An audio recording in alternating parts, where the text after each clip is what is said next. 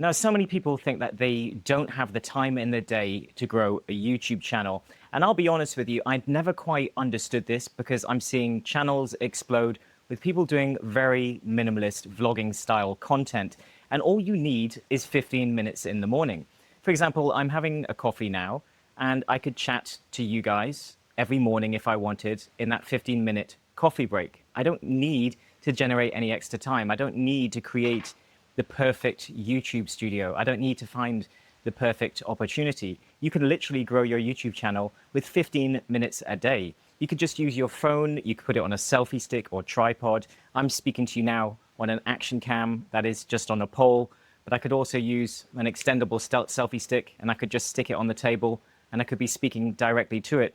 You don't need much equipment. You can just use your phone. You can get a cheap wireless mic. I'm using a DJI, but you could get the Lark or any of these sort of $100 wireless microphones, and away you go. You've got great sound. You can record anywhere. You could be walking down the street. A good example of someone who's done this, I saw an interview with a guy called The Uneducated Economist. And he basically, I saw in the story, hopefully I'm telling it properly, he was speaking to his colleagues at work. He worked in a lumber factory in the office, and he was always going on about the economy. He had an interest in the economy, and he would just bore the people in his office senseless with the stories and so on about the economy and the things he was learning and what was going to happen and what he was seeing happening. And eventually they said, oh, please just go and start a YouTube channel and speak to them because we're not interested. We don't want to know. Go and record videos and find people that do and are interested in what you're talking about. And so he was like, yeah, I'm going to do that. So off he went with his phone and his coffee, and he sat in his car on his lunch break or his coffee break, and he just recorded really rustic, rough videos in his car. And the car is actually a great space because you've got good lighting, it's soundproof.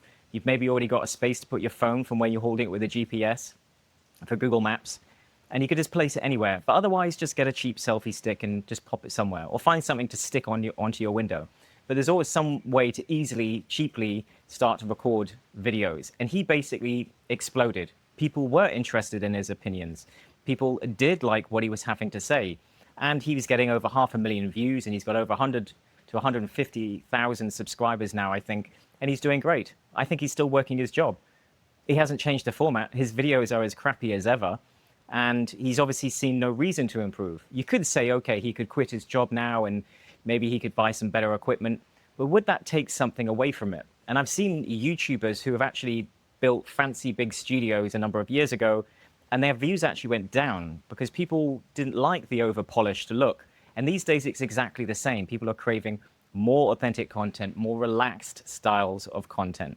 I think the mistake that people make is that you can sit here having your coffee and just keeping things very laid back and speaking on a topic that you have in mind. So you still need to speak to one avatar and one person. And when I say avatar, it's one person, one problem, one group. Who are you speaking to and what are they interested in?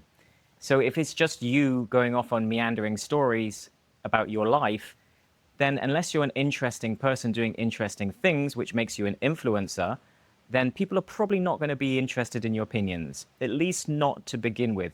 So you really do want to be speaking on a particular topic, on a particular niche, so that people are coming for the topic. They're coming for the question or the information inside the video.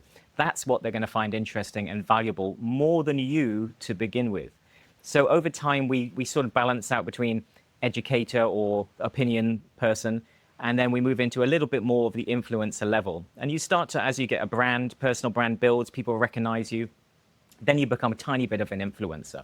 But for the most part, if you're not someone interesting doing interesting things, so you might be quite charismatic and you might get views and you think, oh, why do people niche down? They don't need to niche down.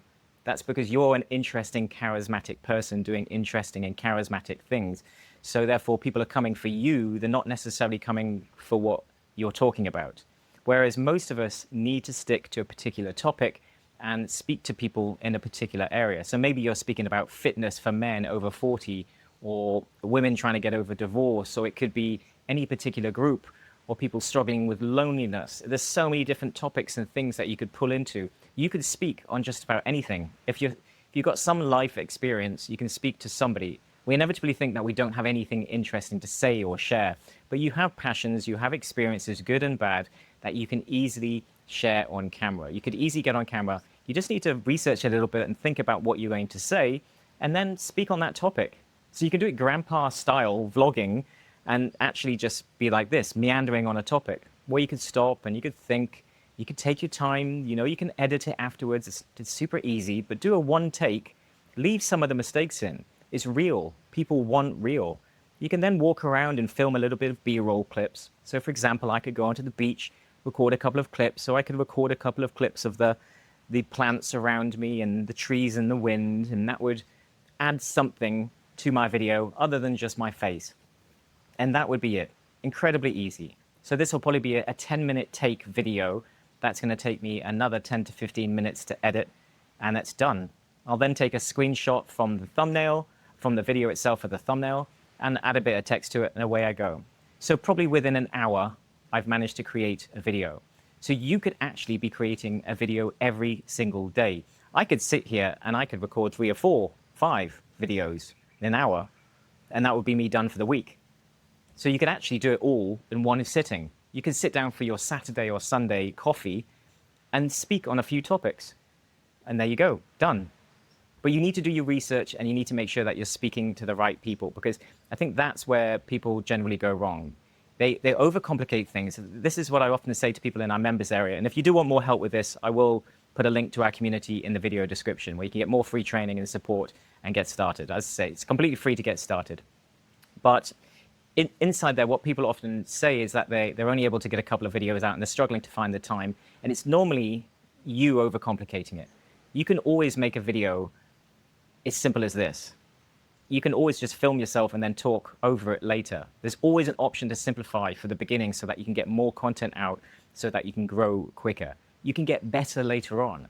If you're like the uneducated economist who obviously decided not to get better, you could literally hire an editor to make those videos better afterwards. And that would be you automatically getting better because now you have more money. So maybe you invested in, an Osmo Action 3 or something just to elevate the quality of your videos a little bit. Maybe you invested in a better mic, and then that was it. Then you gave it to an editor and they made it look a little bit more polished.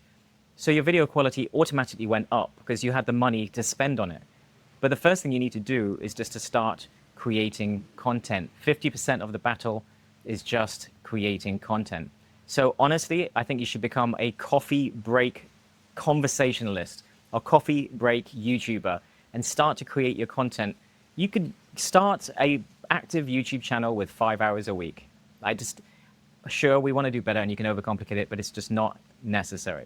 So anyways, those are my thoughts. Let me know in the comments below if you're going to start a channel, if this has helped inspire you. And as I said before, if you would like more help, you can get our community, which I will link to in the video description. Thanks for watching, and I'll see you in the next one.